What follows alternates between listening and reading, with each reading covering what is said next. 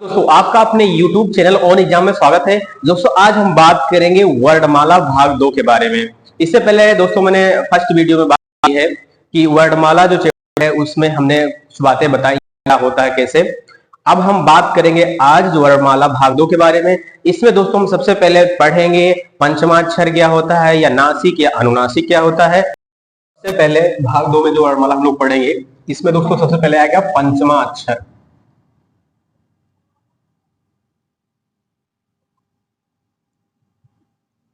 पंचमाक्षर दोस्तों पंचमाक्षर ये इसको बोलते हैं दोस्तों और नाम से आता है, इसको बोलते हैं नासिक या दोस्तों उसको बोलते हैं अनुनासिक।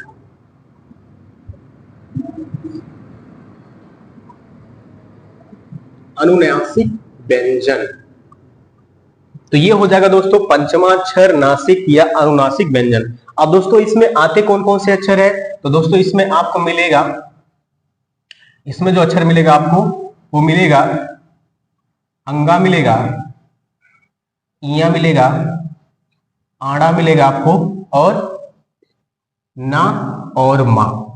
तो ये आपके कहे जाते हैं पंचमाक्षर कहे जाते हैं। अब दोस्तों मैं इसकी डिफिनेशन बता देता हूं। पंचमाक्षर जो होता है इसमें होता दोस्तों कि प्रत्येक वर्ग का अंतिम अक्षर, ये हम कहेंगे प्रत्येक वर्ग का जो पांचवा अक्षर होता है। बात करेंगे नंबर 2 टॉपिक की, स्पर्श संघर्षी व्यंजन। आपको मिलेगा चा, छा, जा और झा होगा। अब अगला टॉपिक होगा दोस्तों संघर्षी व्यंजन।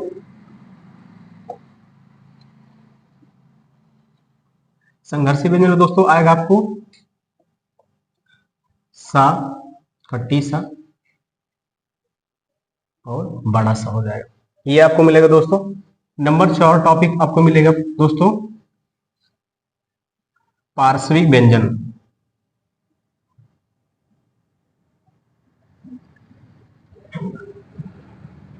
पार्श्विक व्यंजन दोस्तों इसमें आपको मिलेगा ला।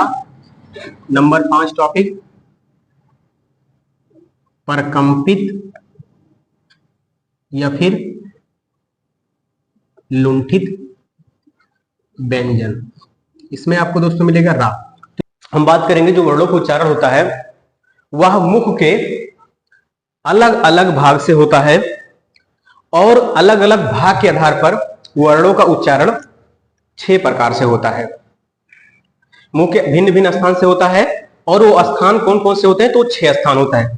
तो दोस्तों हम सबसे पहले बात करेंगे जो वर्णों का उच्चारण।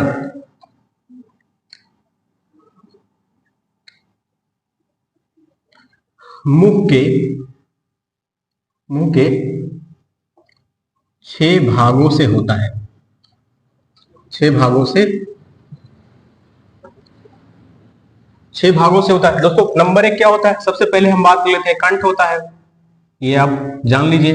दूसरा क्या होता है, दूसरा होता है तालु, मूर्धा हो जाएगा। और दोस्तों नंबर 4 हो जाएगा आपका दंत हो जाएगा। और नंबर 5 होगा दोस्तों ओष्ठ हो जाएगा। और नंबर 6 हो जाएगा नाक। तो ये जो वर्णों का उच्चारण होता है मुंह के अलग अलग भागों से, तो वो क्या होता है उसके 6 भाग होते हैं। कंठ होता है, तालुक होता है, मूर्धा होता है, दंत होता है, ओष्ठ होता है और नाक होता है। तो ये आपके क्या होते हैं वर्णों के उच्चारण होते हैं दोस्तों। आप इनको हम डिटेल में पढ़ेंगे कि पूरा का पूरा जो वर्णमाला होता है उस पूरे वर्णमाला में कौन कौन से अक्षर होते हैं जो कंठ से निकलते हैं, तालु से निकलते हैं। इन सब चीज को डिटेल में बढ़िया से पढ़ेंगे जो आप कभी नहीं बोलोगे, ठीक है। तो चलो दोस्तों हम लोग देखते हैं। सबसे पहले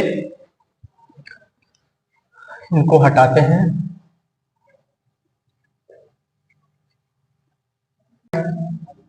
नंबर 1 होगा कंठ। तो दोस्तों कंठ में क्या आता है, का वर्ग प्लस छोटा बड़ा हो जाएगा प्लस हा और प्लस विसर्ग। तो ये दोस्तों ये आपके जो वर्ड होंगे ये कंठवर्ग कहे जाएंगे। दोस्तों क्या होंगे? कंठवर्ग होंगे। अब दोस्तों तो ये बोला जाएगा आपका कंठ प्लस निचली जीभ, निचली जीभ के। दोस्तों अगला क्या हम बात करेंगे? कंठ के बाद आता है तालब। तालब में होता है दोस्तों चा वर्ग होता है प्लस छोटी ई होता, शा होगा और या हो जाएगा। इसमें नंबर 4 आएगा। कंठ हो गया, तालु हो गया, मुर्दा हो गया, उसके बाद फिर दंत होगा। दंत में होगा क्या दोस्तों? ता वर्ग, ला आएगा, सा आएगा, तो ये आपका हो जाएगा ला ता। तो ये होगा दंत, दंत हो जाएगा। और दंत में होगा तो ये दांत प्लस के जीभ के सहारे बोले जाते। ये हो गया दोस्तों। अब नेक्स्ट होगा 5 हो जाएगा ओष्ठ। ओष्ठ में क्या होगा दोस्तों? तो पावर प्लस के पावर दोस्तों, उसके बाद फिर छोटा बड़ा हो जाएगा। तो ये चीज क्या हो जाएगा आपका? ये बोला जाता है आपका ओष्ठ प्लस जीभ के सहारे बोले जाते हैं। और ये आपका क्या हो जाएगा? ओष्ठ हो जाएगा। दोस्तों हम लोग देखेंगे नेक्स्ट में आता है कंठ तालब। तो दोस्तों कंठ तालब में क्या होगा आपका? जो कंठ तालब होगा इसमें जो बोला जाएगा वो आपका क्या हो जाएगा? ए आए। तो दोस्तों क्या होगा? कंठ तालब में ए आए आएगा। अब ये बोला कहां से आएगा? तो इसमें कंठ प्लस, अब उसके बाद तालु हो जाएगा प्लस के जीभ, ये इसके सहारे से बोले जाएंगे जो कंठ तालब होगा। कंठोष्ठ, जो कंठोष्ठ होगा दोस्तों तो इसमें आएगा आपका ओ और आओ आएगा। अब दोस्तों क्या होगा? ओ आओ आएगा इसमें। अब इसमें देखेंगे हम लोग क्या मिलेगा आपको? इसमें आपका हो जाएगा कंठ प्लस ओष्ठ, कंठ हो जाएगा दोस्तों, ओष्ठ हो जाएगा, उसके बाद फिर आपका होगा जीभ, इसकी सहायता से ये बोला जाएगा। अब दोस्तों लास्ट होगा, आखिरी होगा दंत, दंतोष्ठ। अब देखो दोस्तों क्या होगा? दंतोष्ठ जो होगा ये आपका दंतोष्ठ जो होगा इसमें आपको मिलेगा वा। अब दंतोष्ठ दोस्तों बोला जाता है तो दांत हो गया या दंत हो गया और उसके बाद प्लस दोस्तों ओष्ठ हो गया और जीभ हो गया, तो इसकी सहायता से ये बोले जाएंगे दंतोष्ठ। तो दोस्तों कंठ तालब हो गया, मूर्धन्य हो गया। एक बार इसको देख लेते हैं दोस्तों बढ़िया से। तो ये क्या हो गया? ये कंठ हो गया, ये तालब हो गया, मूर्धन्य हो गया, दंत हो गया, ओष्ठ हो गया, कंठ तालब और कंठोष्ठ और उसके बाद दंतोष्ठ हो गए। तो ये तो सारे वर्ग जो है बोले जाते हैं, वर्ड बोले जाते हैं। उसके बाद ये कहां से इनका उच्चारण होता है ये हमने इधर लिख दिया है। तो दोस्तों आई होप आपको ये बढ़िया से समझ में आया होगा। किसी भी एग्जाम के लिए सारी चीजें आप प्रिपरेशन कर लीजिए। दोस्तों क्या होगा? स्वर उच्चारण। तो स्वर का उच्चारण पढ़ेंगे दोस्तों जीभ के प्रयोग के आधार पर।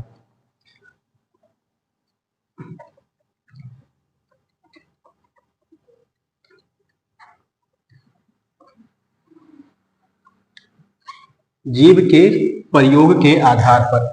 दोस्तों क्या होगा? जीभ के प्रयोग के आधार पर। अब दोस्तों जो जीभ के प्रयोग के आधार पर स्वर बोले जाते हैं, स्वर का उच्चारण होता है, बोले जाते हैं।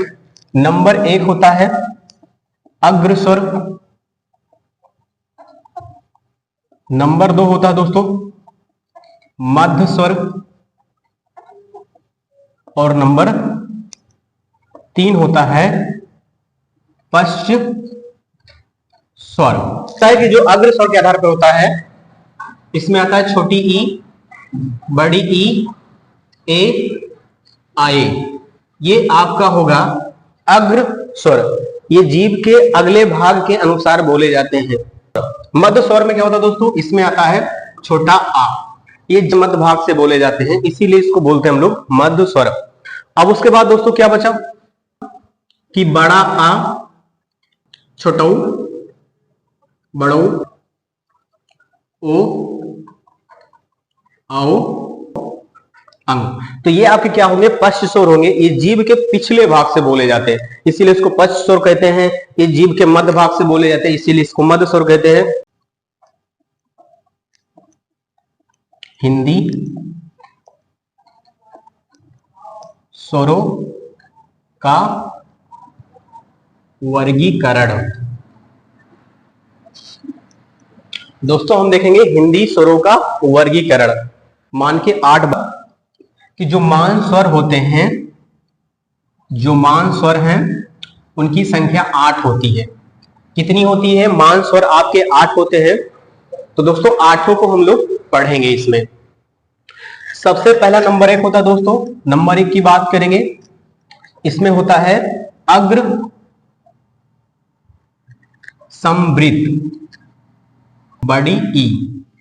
तो दोस्तों क्या होता है कि अग्र स्वर में क्या आता है, बड़ी ई आता है। और उसके बाद होता है दोस्तों अग्र अर्ध संवृत, इसमें होगा दोस्तों ए आएगा। तो दोस्तों क्या होगा, अग्र अर्ध संवृत में ए आता है। नंबर 3 दोस्तों क्या होगा, अग्र अर्ध विवृत। तो अग्र अर्ध विवृत में दोस्तों ए होगा, या फिर आपको मिलेगा ए। तो इस प्रकार से नंबर 4 आपको मिलेगा दोस्तों अग्र विवृत। तो अग्र विवृत में होगा दोस्तों छोटा आ जाएगा। तो ये बात थी सारे अग्र पार्ट की कि जो मान स्वर होता है उसमें अग्र में देखते हम जाएंगे तो आपको मिलेगा संवृत मिलेगा, अर्ध संवृत हो जाएगा, ये फिर अग्र अर्ध होगा, विवृत वाला पार्ट मिलेगा और विवृत मिलेगा। अब उसके बाद दोस्तों क्या आता है, तो नेक्स्ट होगा कि पश्च विवृत। तो पश्च विवृत में दोस्तों आएगा आपका, जो पश्च विवृत होता है उसमें आएगा आपका बड़ा आ। अब 6 पार्ट होगा दोस्तों कि पश्च अर्ध विवृत। तो दोस्तों जो पश्च अर्ध विवृत होता है वो आपको आएगा मिलेगा ओ मिलेगा, इस प्रकार से ओ मिलेगा। और उसके बाद नंबर 7 होगा आपका कि पश्च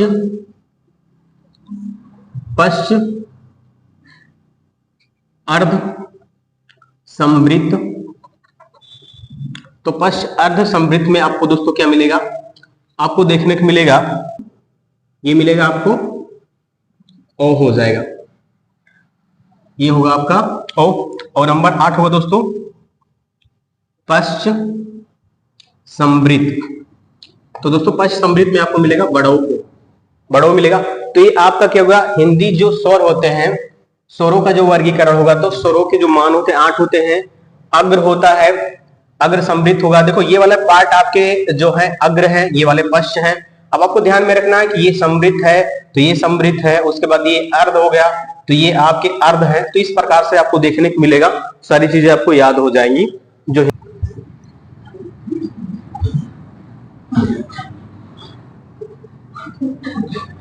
संयुक्ताक्षरों का उच्चारण, तो हिंदी में दोस्तों क्या होगा कि जो हम लोग हिंदी पढ़ रहे हैं, तो हिंदी में संयुक्त अक्षरों का उच्चारण, संयुक्त अक्षर का उच्चारण और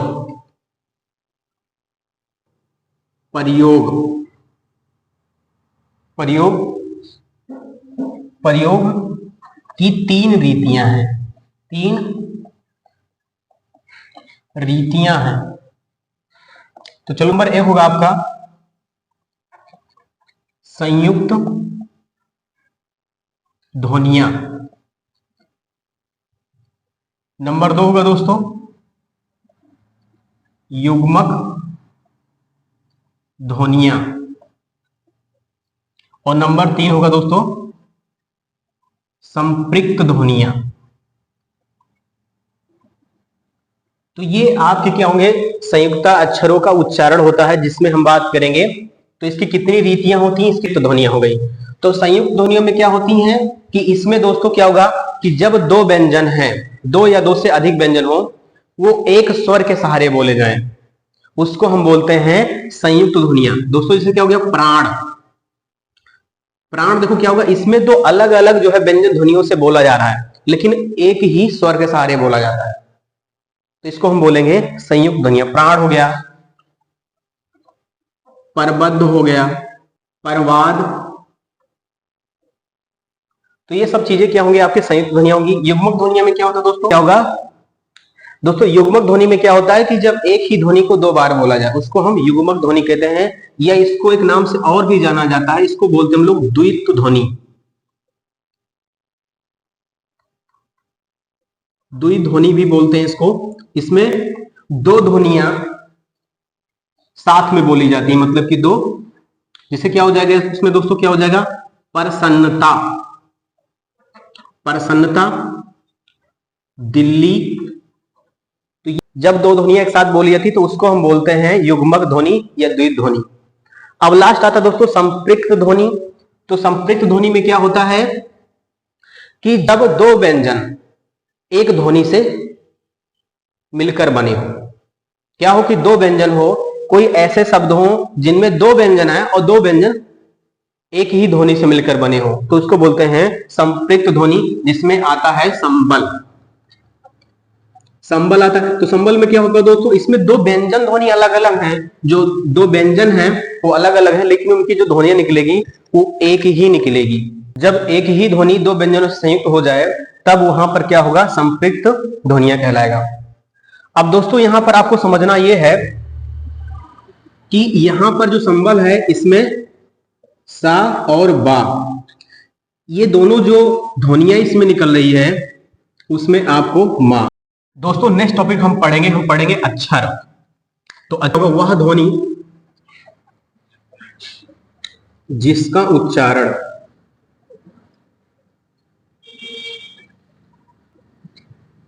एक सांस में हो, एक सांस में हो, उसे हम क्या कहेंगे, उसे हम कहेंगे दोस्तों अक्षर कहेंगे। अब अक्षर कितने प्रकार के होते हैं दोस्तों, अक्षर दो प्रकार के होते हैं दोस्तों। नंबर एक होगा इसमें वृद्धाक्षर, नंबर दो होगा मुक्ताक्षर।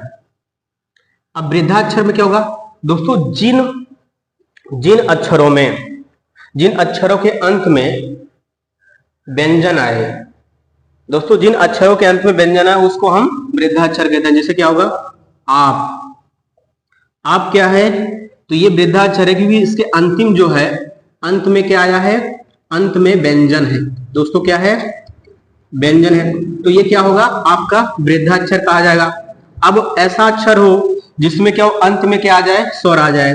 जैसे क्या होगा दोस्तों इसमें जो, तो जो में किसकी मात्रा लगा है, तो दोस्तों हम बात करेंगे कि जा प्लस ओ, जो, तो ये क्या हो जाएगा आपका, ये अंतिम जो अक्षर होगा, अंत में आपको क्या मिलेगा, स्वर मिलेगा। तो दोस्तों हम लोग अब आगे देखेंगे, वर्तनी पढ़ेंगे।